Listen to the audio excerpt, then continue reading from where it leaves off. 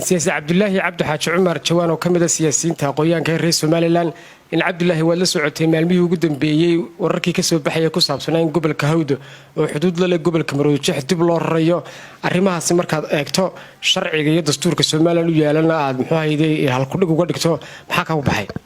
بسم الله الرحمن الرحيم. أنت وحي جبهي أنا كهذا وعندوني أنا الفتيميو دستورك دلك ويا جمهورية سوماليلاند iyo xeerka ismaamulka goboladii degmooyinka waxay ka qabaan marka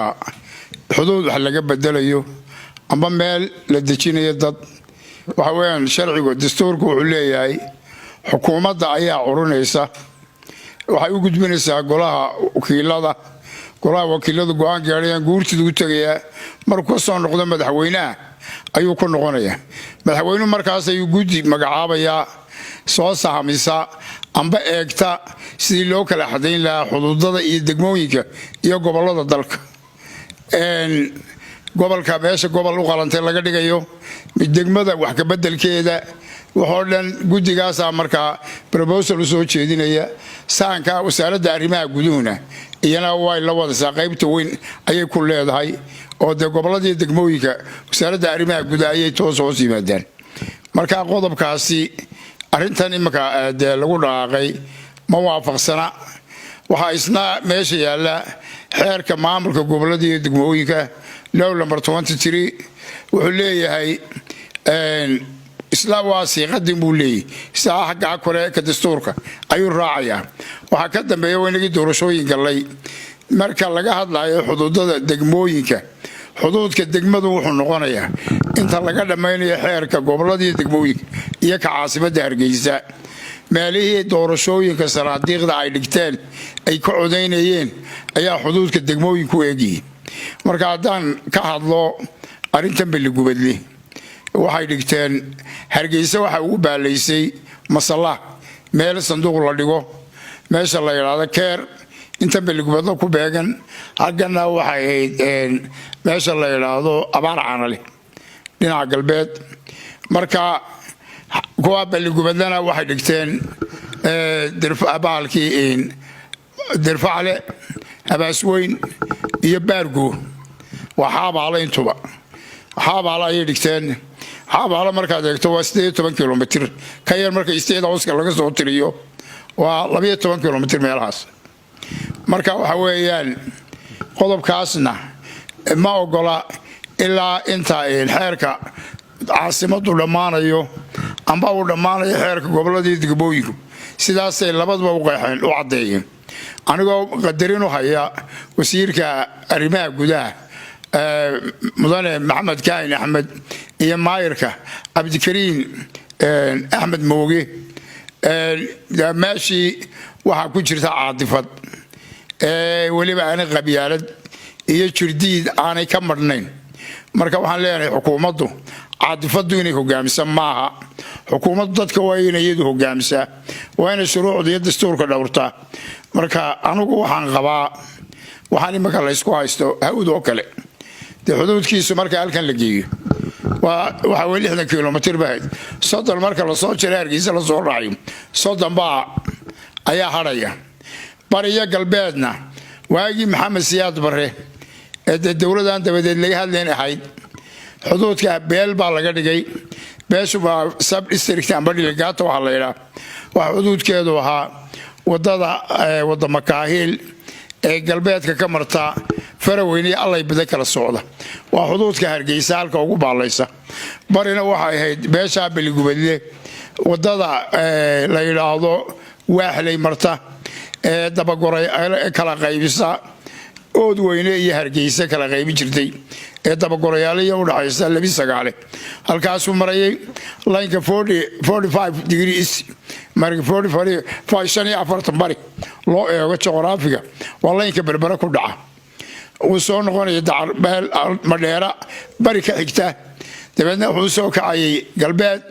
markuu soo gaaro meesha la yiraahdo buurta Xaawiye aadan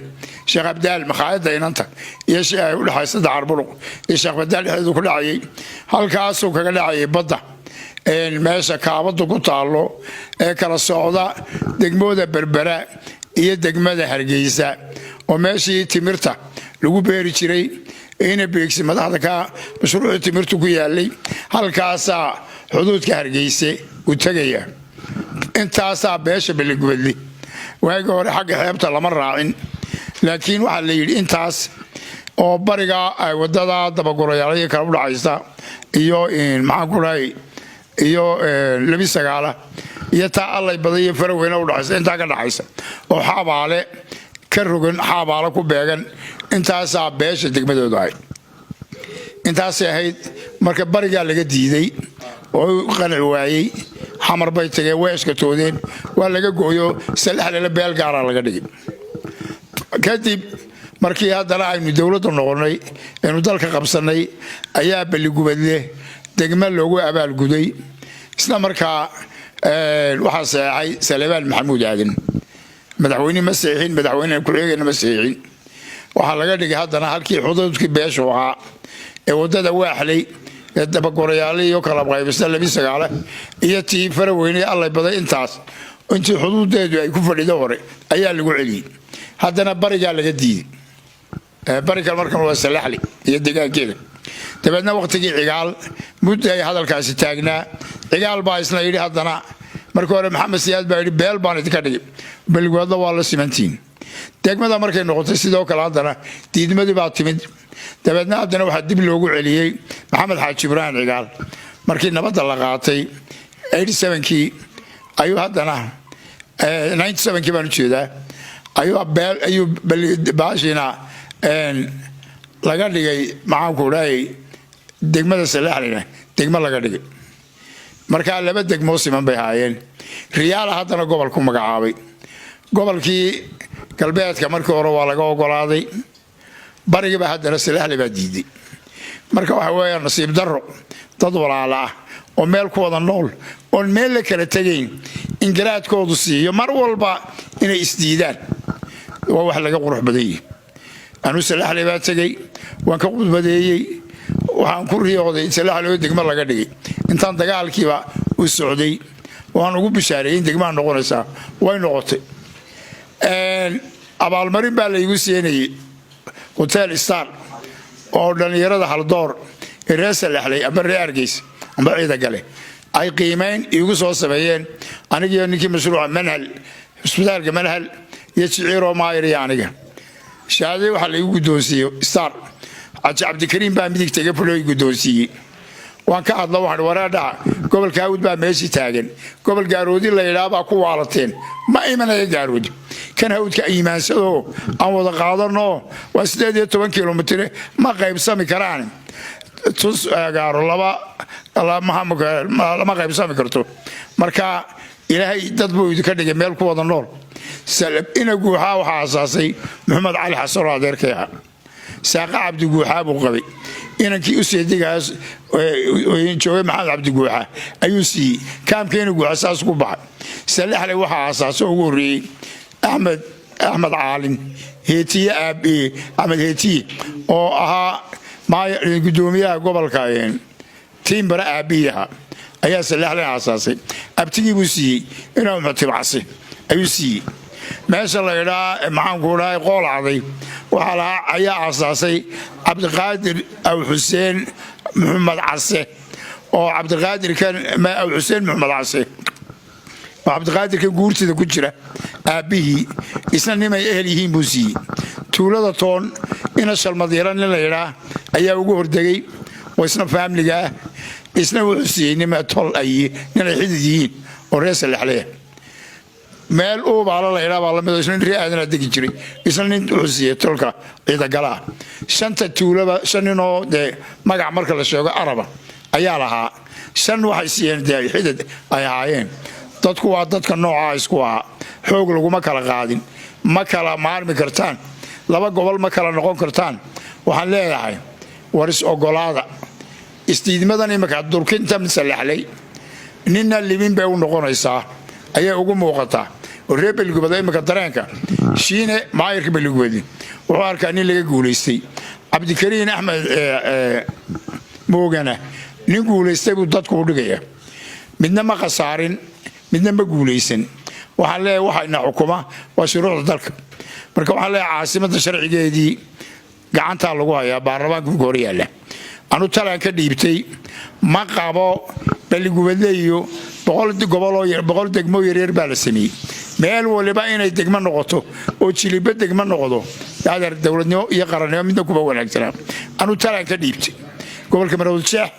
imikana horay weydiisay manaan ku celinaya caasimadda in dul loo gooyo dhexe oo gooba seer kala oo bariya galbeed 40 kilomitir galbeed ilaa bari waa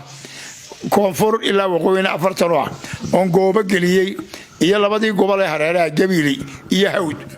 oo nu bixiyay Maroodijeex bari iyo Maroodijeex galbeed oo mid waliba ay ka soo bilaabayso xuduudkii halkan baligubadda wuxuu ku bilaabaya meesha Lambar Waaqa la yiraahdo ee wada Bariis iyo baligubadda u dhaxaysa barina wuxuu tagay ilaa wadada Waaxli intaasoo maamkii degmada baligu ay ahaan jirtay Hargeysa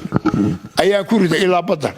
inta gobolka ooga bari amba loo bixiyo Maroodijeex bari amba Hawd bari inta hal Israaciyaban oo gobol laga dhigo laga bilaabo wada Bariis amba Lambar Waaqo ilaa xuduudkii kala soocayay Boorame iyo Hargeysa oo halka qabri bahar markuu taga bari uu noqonayo Ceelsheekh tagay xagana dhamal marka dambe Hargeysa waqooyiga soo galayna intaana gobol laga dhigo oo meesha ka baxdo gobollo yar yar oo la doonayo oo qabiil ku salaysan iyo reer ee inama anfacayso malaa wada bixin karo caasimaduna ha noqoto caasimad qaran madax bannaan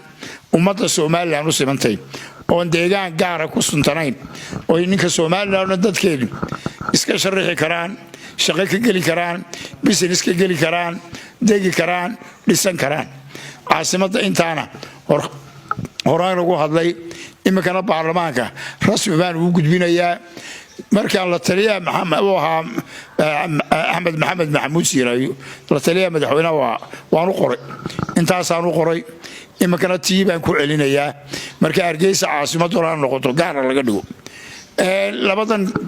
is-eryanayana maca bariga waxa ka dhiga hal Israaciyo gobolkii hal la ballaariyo bari galbeedna hal la ballaariyo oo Hargeysa noqoto dadkii caasimadda sheeganayay labada gobol u qaybsamay caasimaduna caasimad qaran oo la wada leeyahay noqoto waxa ku jira dad had iyo goor ku dooda caasimaddu koonay ku taala caasimada adduunku koomay gees bay ku wada yaalaan Mareykanka imaka dalka ugu power badan adduunka district Washington DC or District of Columbia waa halkii ay ku asaaseenay marka dalka qabsanay ugu hordageen waa koonaha bari ee badda ay caasimaddu ku taala Washington ta Ruuska oo dal ugu weyn adduunka galbeedka ku taala Russia ma bartan ta Ingiriisku xuduudka badda koonfurta ku taala ta Faransiisku waqooyiga ku taala Afrika oo dhan caasimadoodu waa wada xeebta kuwa badda xuduudka leh marka waxaan leeyahay caasimada adduunka qaar baa ku oranaya waridaad baa santare waridaad la keeno war caasimada halkii la doonaa laga dhigaya constitutionka wuxuu ka dhigay Hargeysa inay tahay ayaa dastuurkeenu dhigaya baahi noo ku qasbaysa in laga guurana ma taala meesha waxaan u soo jeedinayaa mudanayaasha gaar ahaan bariga gobolada bariga dega caasimaddu waa Hargeysa dastuurku dhigaya caasimadiisa laga dhigo labada dadkii caasimadda sheeganayeen labada gobol ee aan sheegay hareeraha ha loo saaro sharaxadoodii baarlamaanka iyo waxalka ka galayaan waxooda iyo shaqaaloodii wax kasta iyo xuquuqdooda gobolaan xuquuqdii gobolka labada meelood wixii waqooyi galbeed Maroodijeex la oran jiray labada meelood ka raac labada gobol caasimadda caasimad qaran oo inaga dhaxaysa ha laga dhigo intaasaan baarlamaanka u qoray waana u gudbinayaa waxa weeyaan idinna waxaan leeyahay qoladan imika maasha Allah arinta lagu booqay dad ba aad uga xumaaday gaaraan deegaanka baligubadle macaayirkeeda iyo dadkeeda idinna istijiyaan leeyahay qoladan xukuumadda waxaan wadana waxa leeyahay inta xeerka Hargeysa dhamaanaya caasimaddu hadegdegini